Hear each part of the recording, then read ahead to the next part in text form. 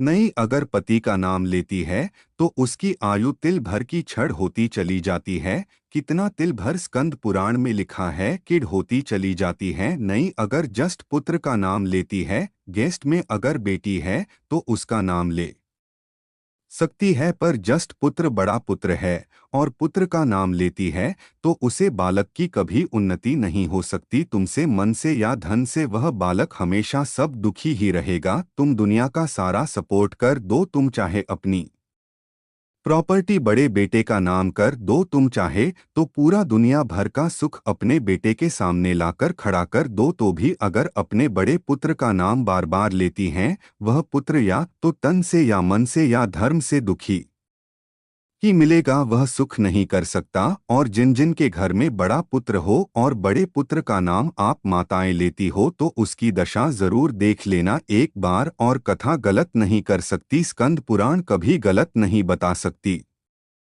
आपके प्रेमी भी अगर बड़ा पुत्र हो और पुत्र का नाम अगर आप ले रहे हो, यह जरूर है अगर बेटी बड़ी और उसके बाद पुत्र बड़ा है तो वह नहीं माना जाएगा। ध्यान रखना, जस्ट का मतलब होता है सबसे बड़ा पुत्र, उसके बाद सारे बच्चों का जन्म हुआ हो। क्योंकि बेटी अगर जन्म लेती है तो पहले फिर बेटा हुआ तो बेटी जस्ट कहलाएगी, बेटा नहीं कहलाएगा। अगर पहले पुत्र है तो भी बहुत सारा दौलत दे दे उसके ऊपर कर दे, पर अगर बेटे का नाम माता बार बार लेती है तो उसे बेटे की उन्नति तरक्की नहीं हो सकती, उसको जीवन में सुख नहीं मिल सकता। कुछ कुछ चीज समझ रहेगा, चाहे वह बच्चा से रहे, पत्नी से रहे, परिवार से रहे, कुटुंब से रहे, व्यापार में रहे, व्यवसाय में रहे, ऑफिस में रहे, चाहे अपनी शरीर से रहे। और दुख दोस्त है। और जो चीज थे वेदव्यास जी ने वर्णन कर दी महाराज, उसका प्रमाण आप खुद भी अपने घर में देखा कि सही है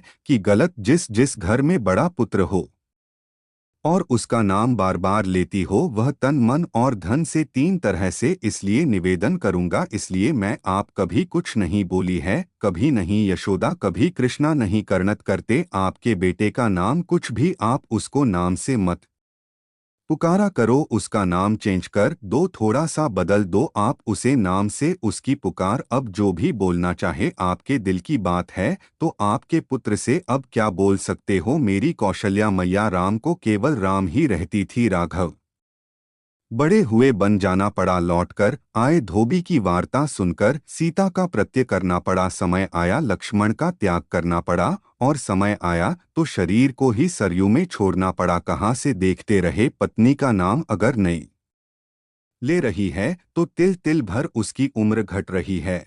पर न जाने माता का हिस्सा क्या है कि वह आज का फैशन हो गया है। तीसरा, जी गुरु से अपने गुरु मंत्र का स्मरण किया है, जी गुरु से अपने गुरु मुख हुए हैं, जी गुरु से अपने गुरु मंत्र लिया है। आपने अगर मंत्र ले लिया, चार जगह पर बात निकल, कोई कुछ भी लेकर अपने गुरु मंत्र किस लिया तो बता दो, हम वह वहां गए, वहां का जो गुरुजी हैं उनसे हमने गुरु मंत्र लिया, वही हमारे गुरु।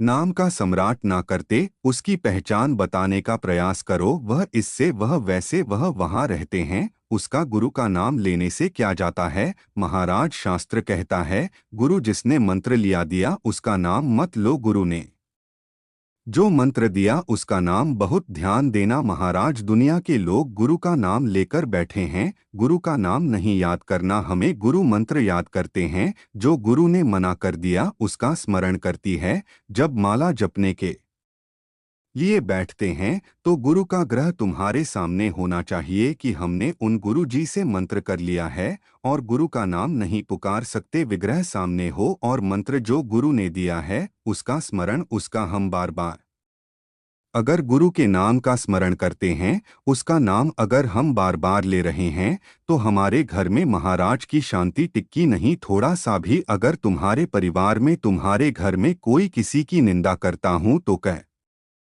देना भैया, हमको 24 तरह हो जाएगा, बिल्कुल 94 नरक में से 24 में रख। निंदा के केवल निंदा सुनना और निंदा करने वालों तो केवल आप लगना चाहिए, नहीं उसको कम लगता हो तो काम क्यों लगता है। तो अग्नि पुराण में लिखा है, इन निंदा करने वाला है, कुछ कर नरक का भोग इसलिए उठाया जाता है क्योंकि की सारी वह निंदा करता है उसके सारे पाप होता है। मतलब आप किसी की निंदा कर रहे हो तो उसके पाप दूर रहे की सके जिनकी निंदा हो रही है।